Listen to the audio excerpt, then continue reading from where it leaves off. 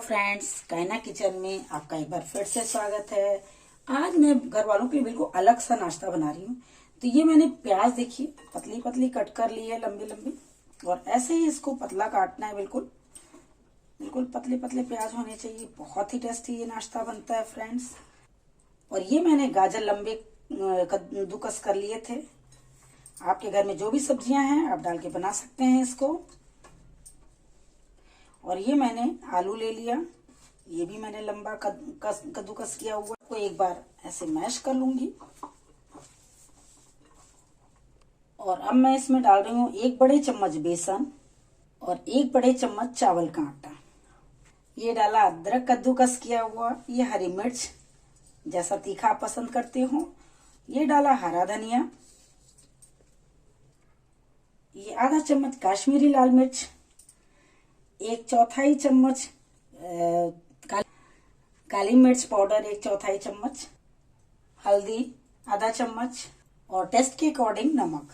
अब सब मैं मिक्स कर लूंगी और हाथ से ही मिक्स करूंगी क्योंकि इसमें पानी है ही है, तो इसलिए पानी डालने की जरूरत नहीं है। ये देखिए फ्रेंड्स, बहुत ही अच्छा तैयार हो गया है पेस्ट पूरा।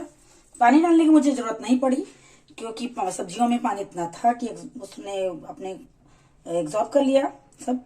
तो अब मैं आगे का प्रोसेस कर रही हूँ।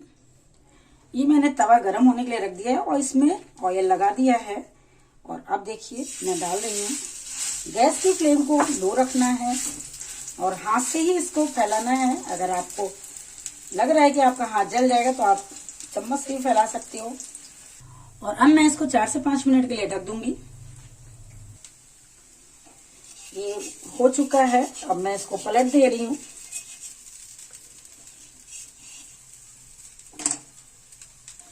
ये देखिए मैंने पलट दिया। बहुत ही क्रिस्पी और टेस्टी नाश्ता बनकर तैयार हो रहा है मेरा। ये देखिए फ्रेंड्स, बनकर बिल्कुल रेडी हो चुका है। अब मैं इसको निकाल ले रही हूँ प्लेट में।